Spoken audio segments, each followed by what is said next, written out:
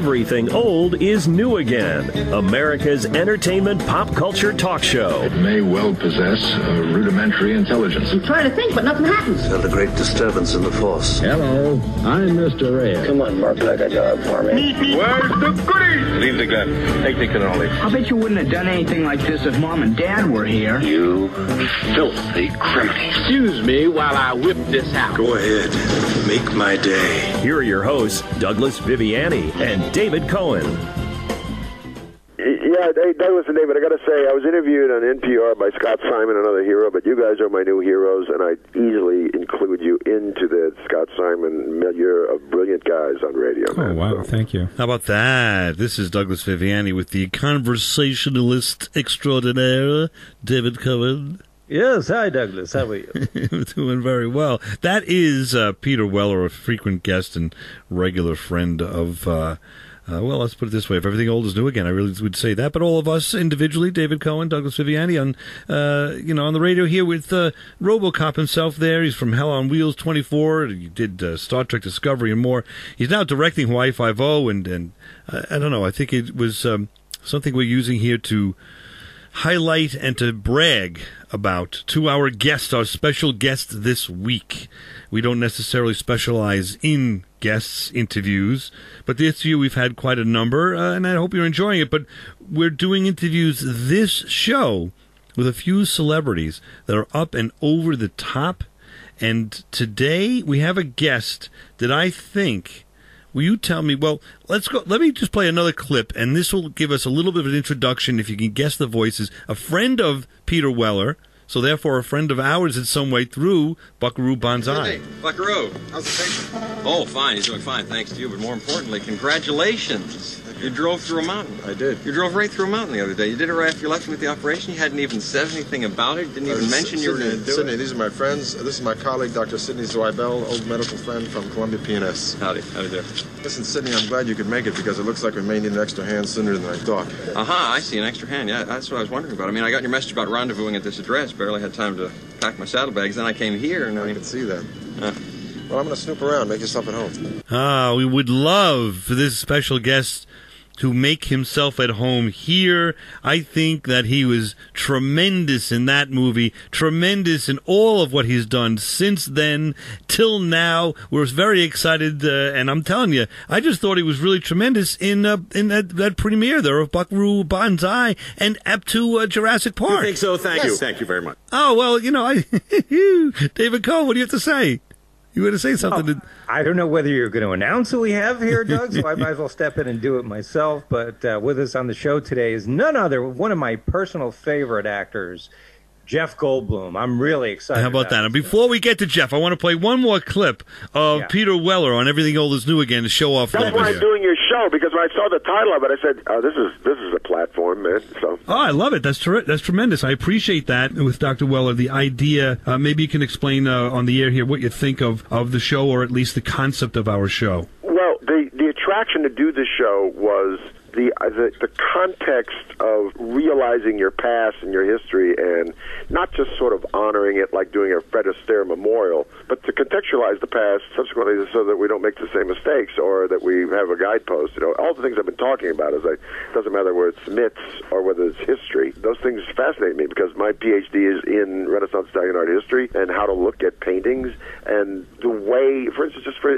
what I teach kids is like the way you're going to look at this painting here is exactly the way they looked at it back then, and the way you look at a movie now. So all that stuff that we talk about, what's entertaining in movies, is the same thing that entertained people in the past about art. And so everything is old is new again. It's history, man. Hang on, Jeff. We'll be with you just 1 second. Finish this clip. Yeah, and it's even though it's pop culture history. Pop culture back in the day. Guess what? The Renaissance art was the pop culture of the day. So let's not. You got to see that. But wow. You know what? Everything in its day is pop culture. And I'm so happy to have had you. I wonder, maybe we'll have you back. We'll put you on the spot at this point if you're welcome to. Anytime you like. No, David Cohen, Douglas Viviani, you guys are my new heroes, so I'll come back whenever you want. How about that?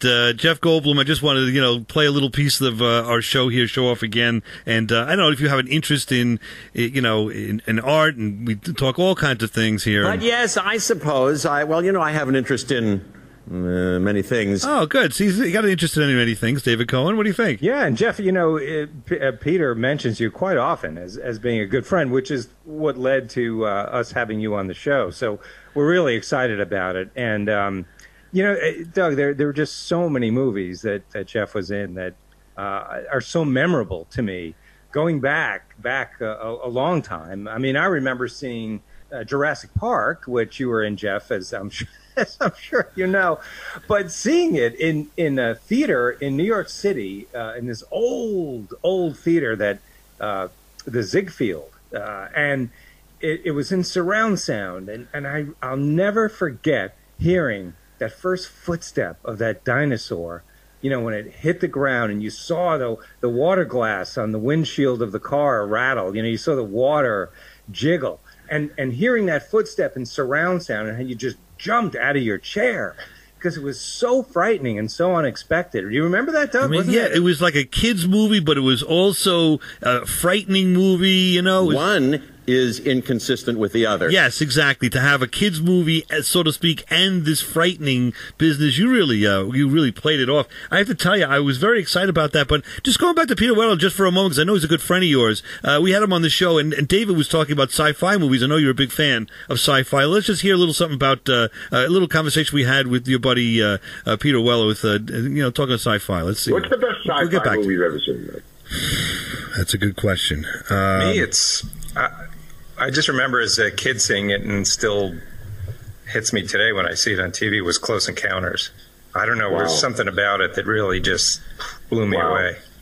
Maybe it was because the special effects at the time, hadn't really been done like that before, and the age I was when I saw it, but it always left a real impression on me. How about that? Wow. What about you, Doug? I go with Forbidden Planet only because it had all the elements, and there was a little mystery there, and certainly it had the titillation of the short skirts. It had all the gadgets, as you say, but it also had what's this all about? Again, I saw it as a kid. What's the id? What's the ego? What's the super ego? So it sort of got me involved with, there is more to this story than just the ray guns and what's going on here. And this monster was created by the inner person, and it just left me with questions of, as a younger person, what is the id, the ego, and it started me on an exploration that there can be more to a movie or any kind of entertainment than just the gadgets. That started me down to the idea that watching a movie for just what's on the screen and what's happening beyond is, that there could be a meaning to this movie. It had significance to me. Well, that is the distinction between you and me, Douglas. You remember the Aesop's fable morality out of this thing of making up your own monsters. All I remember is Anne Francis naked. Yeah, see, Doug, you're trying to be so Jeff. I mean, you tell me Peter better than we do, but Doug, you're trying to be like so intellectually on his level there. The id of the I see more into the movie than just the gimmicks. And he basically said no, he liked to see that's what's good comedy. He went right along with us, right, Jeff? I mean, that's the whole thought of it. I don't know, but I talked about Close Encounter, and I know it kind of hit the ground with a thud, but he didn't disagree with me, and I think he disagreed with you actually. Well, Jeff, what do you think about either of those? Yes, I know, and I like them all. Oh, you like all of what we talk about? Okay. Well, that's a fair it's a fair comment. It's very right down the middle, though, isn't it?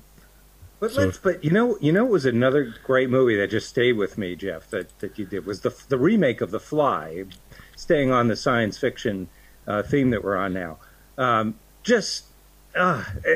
never forget the transformation, however they did it, of you becoming a fly. It just to this day just stays with me, right, Doug? And when he's looking at that mirror, and you remember this scene, and all of a sudden the teeth, he's pulling his teeth out, little by little, and then his girlfriend comes over, and what was it? Be scared, be very scared. Right, be afraid, be very Be afraid. Yeah, be afraid. And he was, and remember David Hennessy in the first Fly? I mean, that was, I don't know if you're familiar with that. I mean, it was really a fun look at this, but that was really scary. Yeah, Jeff, you must have had some I'm sure you saw the first Fly and maybe based your preparation and on that and maybe wanted to change things up. But I thought the second Fly was just so much better and so much more engaging. What do you think? Do you think any of us know any of this, Jeff? But no. I don't think, and no one's ever convinced me that anybody knows anything. I certainly know nothing, but I don't think there's any such thing. Well,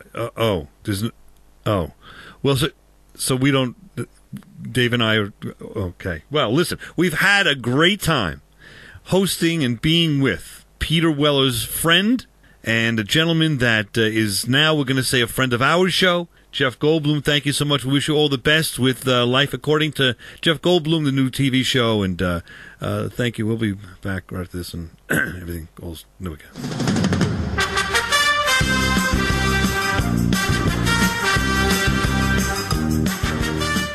You're listening to Everything Old is New Again, America's entertainment pop culture talk show with Douglas Viviani and David Cohen. Please, a great big American welcome for Ringo Starr!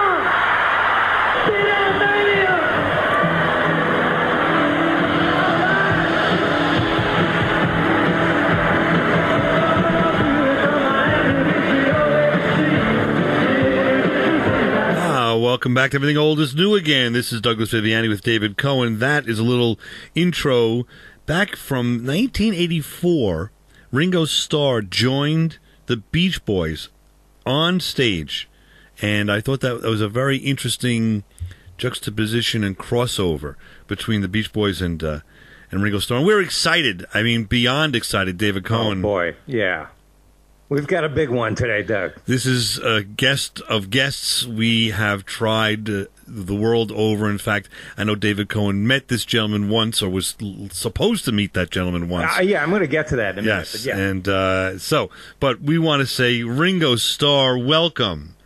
Usually we do a huge introduction, right? Wouldn't we just list like all of his achievements? How we do that with all the people? And yeah, we go on and on and on. But Ringo doesn't need an introduction. Right. I can't believe he's here with us. Right. Ringo, welcome. Of course, I'm sure you've heard this all your life, but Doug and I are huge fans of the Beatles and of you in particular. And also, happy 80th birthday, Doug. I don't know if you saw the YouTube presentation of Ringo's birthday, which was great.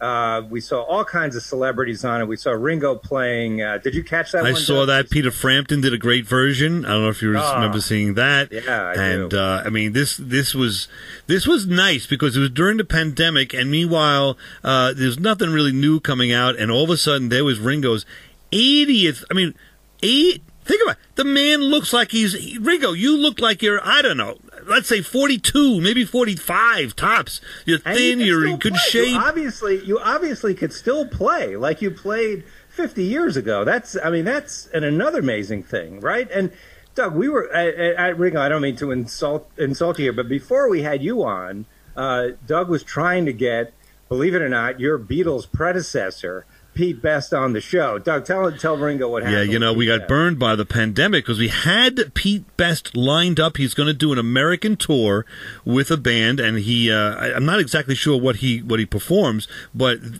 he was going to be with his band and in America, and he was happy to come on Everything Old is New Again. We were going to interview him for the entire hour. Of course, we're going to ask for dirt, and this would be, of course, before you joined the band, so it would be stories that you wouldn't be able to tell us about, because we'll get to the stories, of course, from your time with the Beatles. There's no doubt about that in a few minutes. But I just wanted to talk about us for a moment and how we were so excited to get Pete Best on the show, who was a Beatle before you. But think of, like, we were over the top for that. Think about how we must feel now that we legitimately forget, with all due respect, Pete Best, because the pandemic happened and he is not touring America at this point. We may get him back in the future. I don't know. They're not returning. It's funny. His brother, did you know this, David? Pete Best's brother is his manager. Yeah. And they're in England. So I send notes to him all the time, and I'm having a blast going back and forth. And all of a sudden, the pandemic happens. I can't hear from him anymore. Doak, I think is his name. Well, hopefully he's okay. But the other sorry thing now in retrospect that we were doing, Doug, is we were trying to get both Ringo, you, and Pete Best on at the same time, which in retrospect is insulting to you.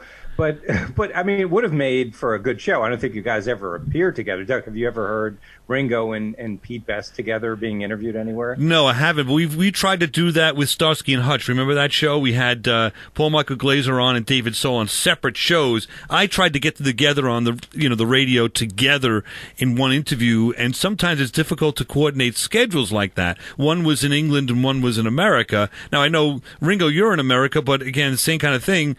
Pete Best is in England, so it would be kind of hard. But it would be an interesting turn of events, I would think. No, Dave? I mean, yeah, I would imagine that, I don't know if you guys were ever interviewed together, but it would be interesting to hear both takes on it. But I got to tell you, Doug, correct me if I'm wrong here, but I think if I was Ringo way back then and taking over for Pete Best in a group that was very popular, of course, before they made it really big, but it would have been difficult to step into those shoes and just take over. Sort of like if I were to follow you, Doug, if you were ever to retire from doing this show and suddenly I stepped up and became, the Ringo star of our show, I think I'd be very intimidated by that. Don't you agree? And it would be hard for you to do, like, I do the Watson and you do Sherlock Holmes and I do, Pumpkinhead, Jack Pumpkinhead, and these are the voices of characters. And David, of course, you do Balzac, and and of course Barbecue Guy and Fondue Guy. It'd be hard for you to continue performing those characters either alone with somebody else, and that's sort of like, yeah. No, I was going to say, Ringo, just for your frame of reference, Doug and I do these characters, this whole cast of characters we have. We do Sherlock Holmes and Watson. He does Holmes. I'll do Holmes. He'll do Watson, or characters that we've created on the show. So I don't know if you've gone back and listened to any of our previous episodes. There are literally hundreds of them, and something good we think to do during the pandemic, as opposed to watching TV and catching up on TV shows. Right. Listening to our shows, I think. Could be very, very entertaining. Right, because Ringo, if you're looking for it, just want to interrupt for just a little commercial here. If you're going to look for it, you go to our website. Ringo, you got a pen? everythingoldisnewagain.biz. That's everythingoldisnewagain.biz. And if you'd like, you can go to the YouTube channel, and the YouTube channel is Everything Old is New Again, but you got to put radio show in because it's a very old saying, and trademark-wise, other people could use that for other things. They can't use it for a radio show, but they could use it for some other format. So when you go to YouTube, Everything Old is New Again, radio show, you'll see about 350 episodes. In fact, one of those episodes, we spoke about you touring in the summer. So let's go back and let's look at us talking about Ringo on Everything Old is New Again. Then we'll get to you, Ringo, in just a minute. Of course, Ringo is one to see if you can see. But you're bearing in mind, which I think is very creative for him, brings in performers from other bands, Foreigner and Todd Rundgren, and different performers, Mick Jones, and that are in his band. Frampton has been in his band. There's lots of different parties that have 4 or 5 hits, and they'll play 2 or 3 of those. And it's a great band, so you intersect with a lot of different bands at once, and still seeing sort of history. And Ringo is 74 now, I think, or 72. Is he that old? Wow. Yeah, and still on tour. So I think that's a no-brainer. So I mean, this is it, Ringo. This is our show that you have even 50 years later are affecting radio in America through, of course, the 40 stations that we're on now, or 40, we might be up to 45 at this point. And, we are really enjoying the fact that you still are influencing pop culture to this day and touring. It's amazing. As a matter of fact, I saw the show last year. You were in Long Island. You went to Bald Hill. Used to be, by the way, Dave. Right. You were telling me you brought your daughter to that, Doug, right? I brought my daughter and my son, who's a huge Ringo fan. Ah, right. In fact, I have a buddy of mine who saw Ringo back in the 60s with his dad and got a Ringo button from Shea Stadium, and he literally gave the button to Leo a couple of weeks back. Wow. So Leo's all hopped up to have this button from the 60s that says Ringo on it. You've seen that one with the different colors and yes. And he was totally psyched to get that. That was amazing. And so the point being is 50 years later, you're still going strong. We saw you at Bald Hill. By the way, they turned into, I don't know if you're familiar with this, David, on Long Island, there was only one ski resort, and that was it. It was called Bald Hill. Didn't have a lot of moguls, if you know skiing, whatever, mountains, these little rocks that turn into moguls, and the little bumps in the road, so to speak, as you go. And so they turned that mountain into, at the bottom of the valley, they put in a stage, and it's now a outside performing arena. And that's where Ringo was last year. Was amazing, great show. In fact, Leo went up to this, way up to the stage. He goes, I want to say hi to Ringo. And I said, he's performing. He went right up to the stage. The kid's 8 years old. He's a big fan. He waves to Ringo, and he swears that Ringo, the gentleman on the phone right now, Ringo, I can't believe this, actually winked at Leo, an 8-year-old on the stage. And Ringo, I got to say that's so something you would do, just from what I've read about you and the interaction that you've had with your many, many loyal fans over the years. But I do, Doug, if we have time, I just have a quick story I wanted to ask. We got a minute and a half. Absolutely. So years ago, Ringo, there was a parent at my son's school. It was an auction. This parent owned an art gallery down in Soho, which you had displayed some of your computer-based artwork. And I had won the auction, and the winner was to go to the preview, the gallery opening, in which you were there, and to actually come up and meet and greet you. So I don't know if you remember, Ringo, but I was there, and I saw you walk into the gallery. It was extremely crowded, very crowded. I tried to get your attention a few times, but you were there with with your wife and an entourage, and you were sort of moving around the gallery in a little. It was almost like, remember electric football, Doug? You remember how the players used to move all at once, all in a cluster, and that, Ringo, that's how you were kind of moving around the gallery. So I never actually had a chance to go up to you and meet you in person. So let me just say right now, for the record, Doug, that it's just been such a pleasure talking with you, at least over the internet right now. Yeah, gracious man. Let's just play one clip real quick of us talking about our favorite bands of all time. I can't remember the clip, but I'm sure we spoke about Ringo there somewhere. Well, that's a drum. I need drums. You know what? I'm going to go with Charlie Watts of the Stones.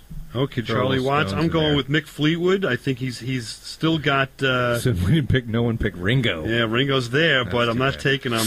Oh, I think that might be a mistake. Really, Doug, you're playing that, and Ringo. It's a mistake. Yeah. Let me explain. It was a joke, right, Doug? It was all a setup. Well, when you came on the show, just to the running joke about how no one remembers Ringo, or he's always the forgotten Beatle, that sort of thing. So it was just an inside joke. Oh, I think we may have lost them. All right. Well, we'll be back. Right? This everything old to do again. Ringo Starr!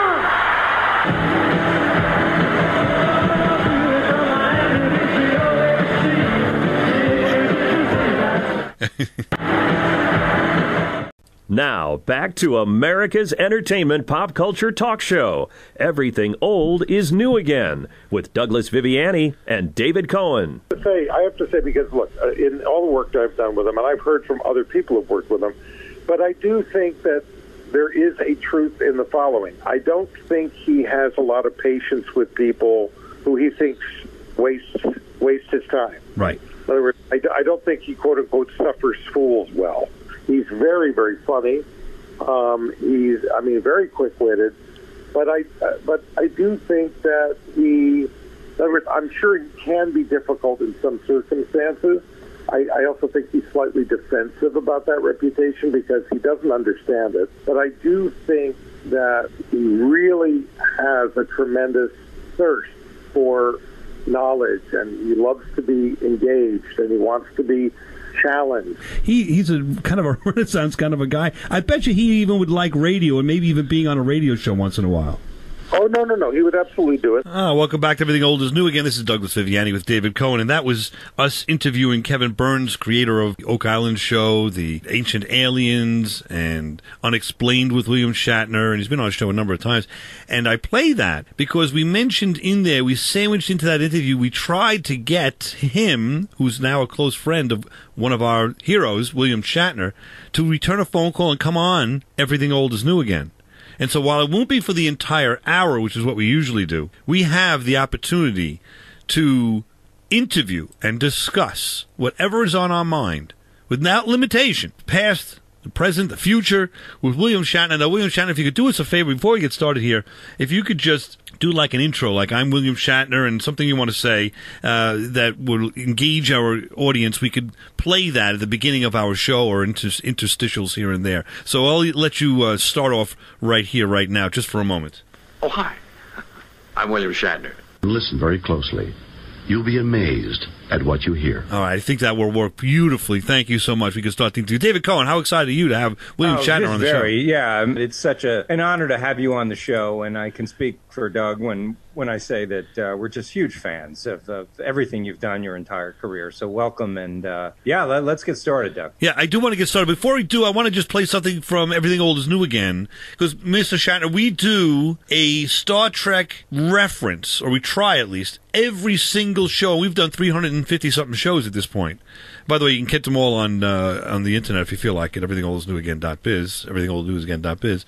And, Mr. Shatner, you know our email address. I know that you've communicated with us. The email address, in case somebody's looking for that, is oldnewagain@AOL.com, oldnewagain@AOL.com. Let us know how you feel, what's going on. And if you have a question for William Shatner, you can send that as well. I mean, what the heck, why not, right? But let's take a look at my theory. Remember this one? A little ways back, we were talking about The Walking Dead. My theory is that William Shatner is and will always be the father of the zombie genre. And let's just dig into this. And Mr. Shatner, when we get out of this, I'd love to hear what you have to say about this. I blame William Shatner for all of this. This is Shatner's fault, and I'm going to tell you why. I don't go for this at all, but it's Shatner's fault because in that episode of Nick of Time, in Twilight Zone, as well as 1963 Nightmare at 20,000 Feet, where we saw the gremlin on the wing of the plane, was so successful that the writer of those episodes wrote another 13 episodes for the Twilight Zone, and his name was Richard Matheson. Let's just hear a little something about an intro to that. Probably run across these penny machines that tell your fortune. You put a penny in, and out comes a card. Only this particular machine is a little bit unique in that the fortunes that it tells happen to come true. A most intriguing tale called The Nick of Time by Mr. Richard Matheson. That's my Exhibit 2. Richard Matheson was a writer that wrote a novel in 1954 called I Am Legend.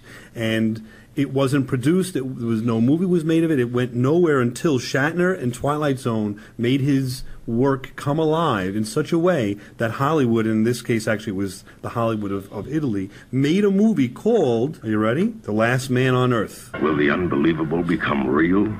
A world of inanimate zombies by day, irresistible, horrifying attackers by night. Can a zombie woman's hunger for love repopulate the earth?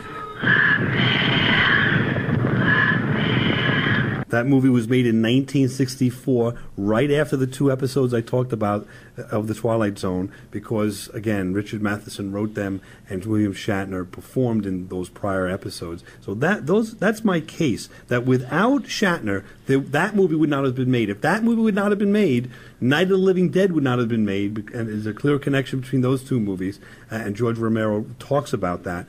Bottom line, without Night of the Living Dead, there's no Walking Dead. Case closed.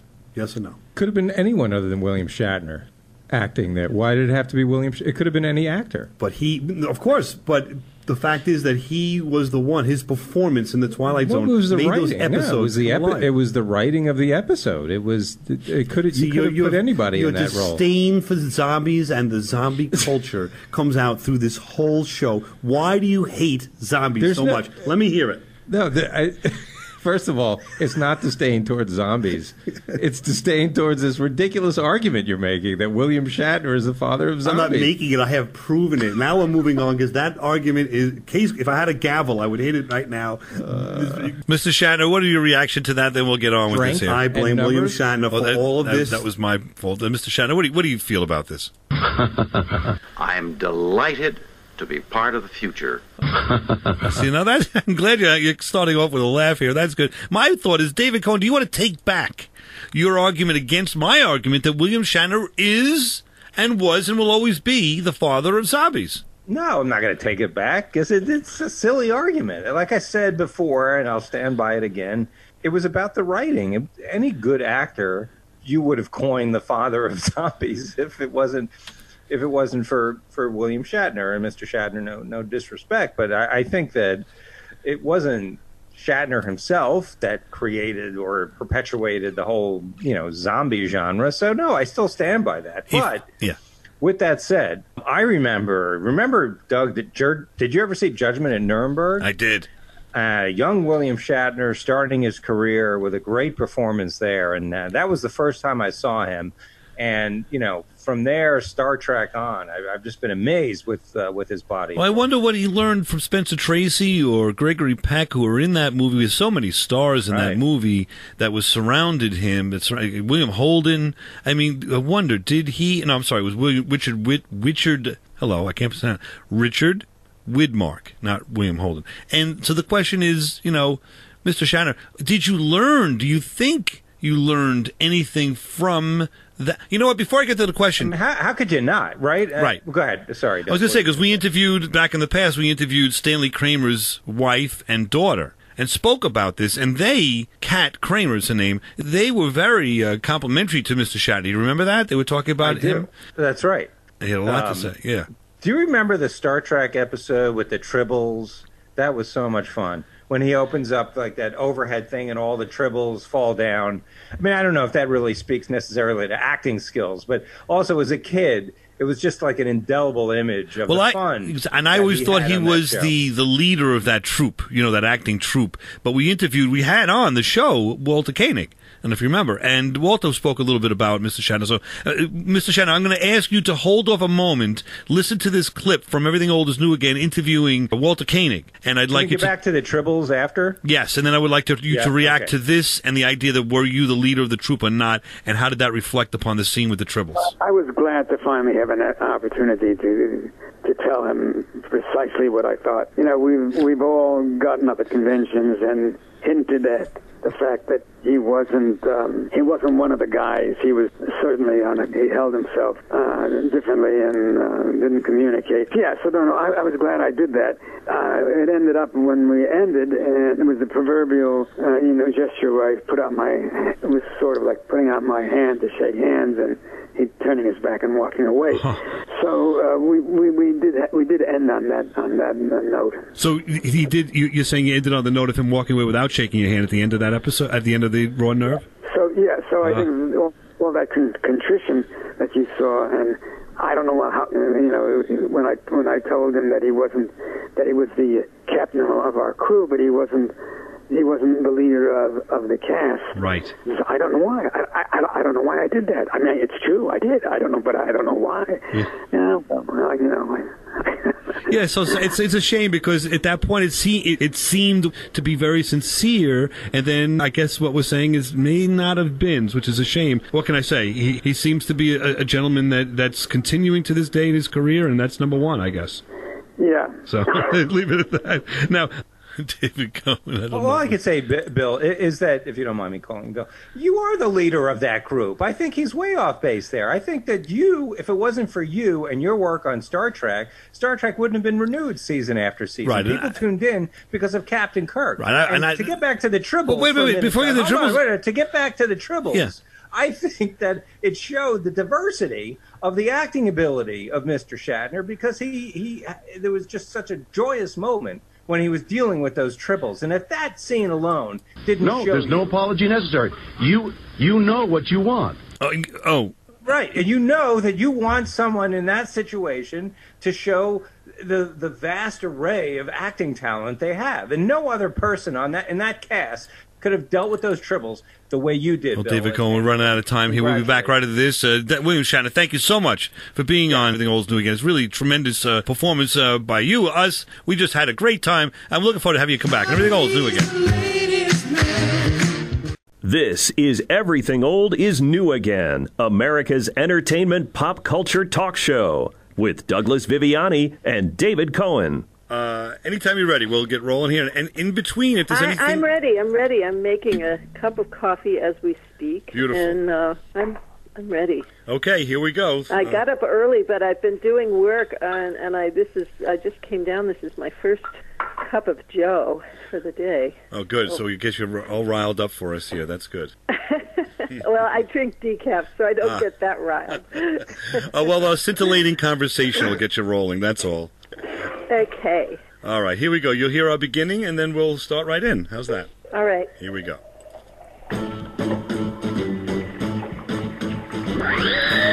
Well, let's pull out of that for a moment here. This is Everything Old is New Again. We're back with Karen Allen this week. That was a little behind the scenes. Sorry, we got started there a little bit before I started taping. It was not really right to put the mic to her, but it was an interesting take there, Karen Allen. I'm glad you have your coffee, and we're all ready to go here. David Cohen, how do you feel about having Karen Allen from Raiders of the Lost Ark on Everything Old is New Again? Just so excited. Karen, thank you so much for being with us here today. I mean, it's a lot of fun, and I just want to bring this back to Peter Weller for a moment, a good friend of the show, and I know that you may or may not have run into him in the past. Let's just as an aside, we have a friend of the show is Peter Weller, who was a member of the Actors Studio from RoboCop. I'm just wondering if you ever crossed paths or about your contemporaries, but...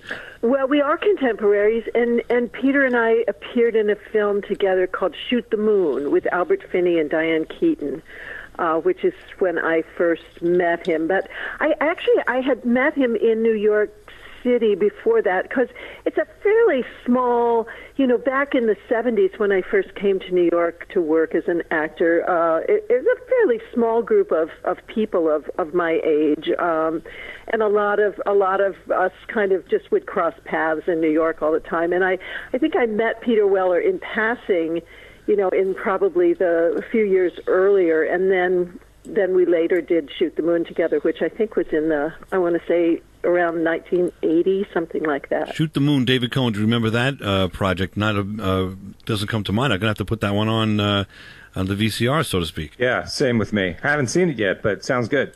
I'm interested. And now let's turn a little more towards Karen Allen. I'm just so excited to have you on the show, and I just want to talk about a little bit here. Well, I know you know Peter Weller, but now Peter Weller was interviewed by us, and David Cohen had something to say to him about your premiere on the big screen, Animal House. Comedy movies. What's the funniest movie you ever saw? Mad World. Priceless. Animal House. Animal House. Yeah.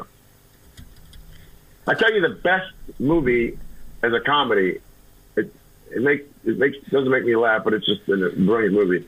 Some Like It Hot. David Cohen, a little response there about Come on now, listen to what he said though. He's I guarantee you he has never seen Animal House, number one, because he said Animal House, like he never seen it. Wait, when he said, and then when he came up with Some Like It Hot, really best comedy. Yeah. I tell you the best.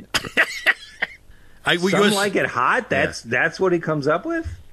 I mean, all respect to Peter. I mean, I love him as a brother, but come on. I have to say this to you, and honestly, my only reaction to that comment is House. Animal House. Yeah. I tell you the best. Let me just change the subject, because the reason why I play that again, it may be we've had him on the show 12 times for 12 hours. That may be the only time in 12 hours that he was quiet for, 3 or 4 seconds at a time. How? Because he never saw it. I'm telling you. Come on. Listen, and Karen, hang in there with us for a minute. You can't tell me that there is anyone out there who, A, has not seen Animal House, and B, doesn't think it's a great comedy. It should be up there with the great comedic films of all time. Am I missing something? Tell me. I agree with you, but it's not as cerebral, if you will, as Some Like It Hot, and that might be where he went down that road. How is Some Like It Hot cerebral? Well, I guess it wasn't, because you had men dressing as women, so that was kind of funny at the time, and right. Yeah, so I'm trying to compare. Well, can we agree that Mad World was the best of all of them? Can we agree that was that? That's brilliant. Brilliant? Well, is that what he said? What was the reaction? Hang on, let me just hear about Karen. Give me a second here. Mad World. Priceless. Animal House. Priceless. He said priceless. Yeah. This is priceless. Karen, has he ever said this to you? Here, wait. Priceless. Yeah. That's nice to hear from Peter Weller. I wonder what, you're on the set with him for quite a while, Karen. I mean, matter of fact, forget, you know what? Let's get off of Peter Weller just for a moment. You know why? I want to talk about Raiders of the Lost Ark. And that scene, when you were in... great scene. Yeah. When you when you were drinking that alcohol, and you were out manning, so to speak, that big behemoth. Yeah, and right? I want to know if that was real. I will get back to that in a minute, but I want to know if that was actually real alcohol you would drink, too. But go ahead. Well, that actually was going to be one of my questions. Do you drink the alcohol? I know you're drinking coffee now, but you put a little frangelic in that coffee, maybe? That's a nice touch, by the way. Have you ever tried that, David Cohen? It's just like method acting, right? I mean, you're drinking the alcohol, I think, to get you into, right. The scene, like a sense memory sort of. Well, let's put it this way. You can't act drunk if you haven't been drunk before. So now we have a little something on Karen Allen. We know that she likes to party a little bit, I'm going to say. Well, back in the day, for research purposes, right? Because she also got drunk twice in that movie. I shouldn't say she got drunk in the beginning, but she drank a lot of alcohol in the beginning.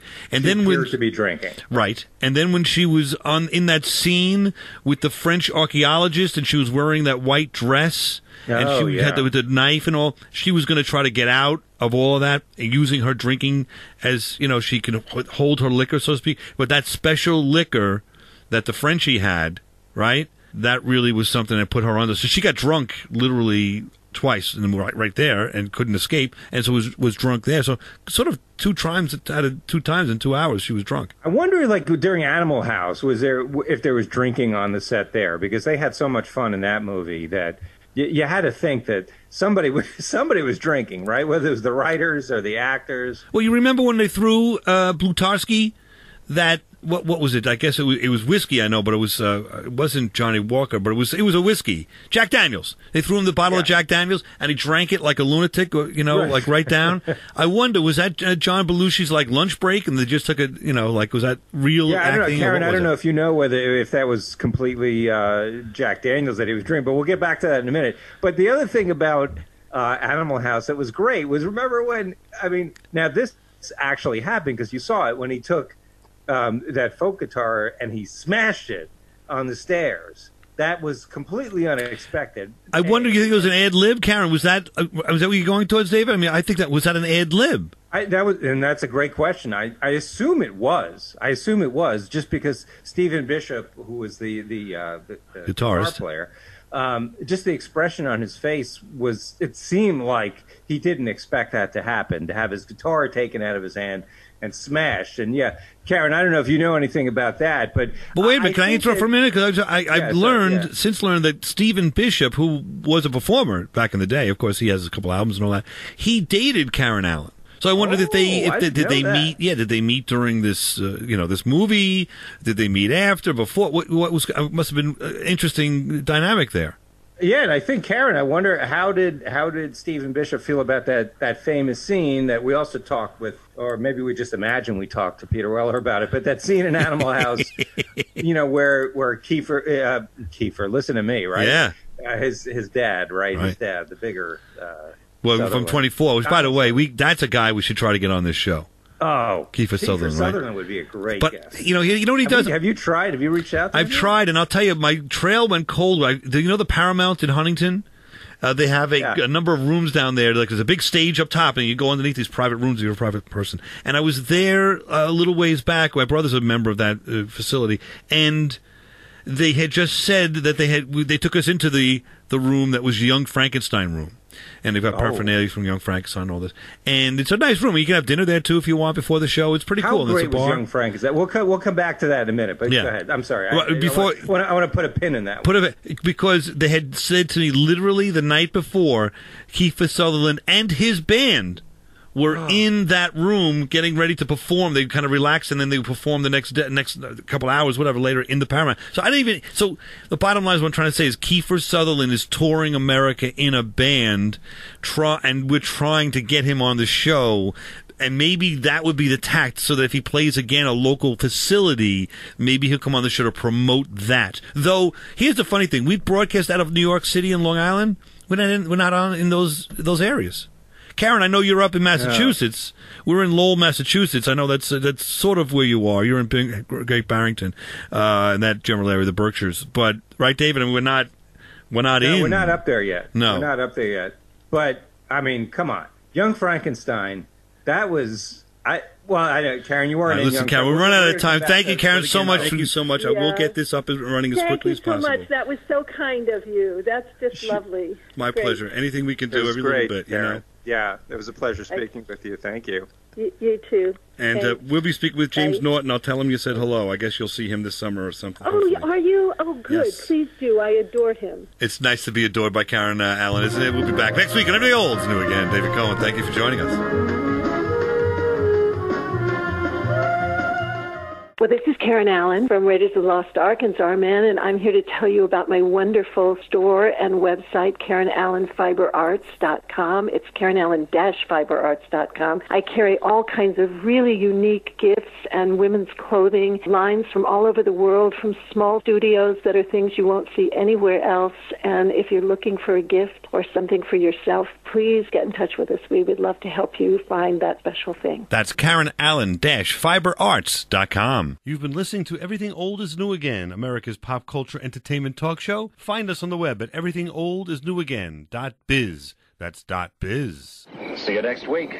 Same bat time, same bat station.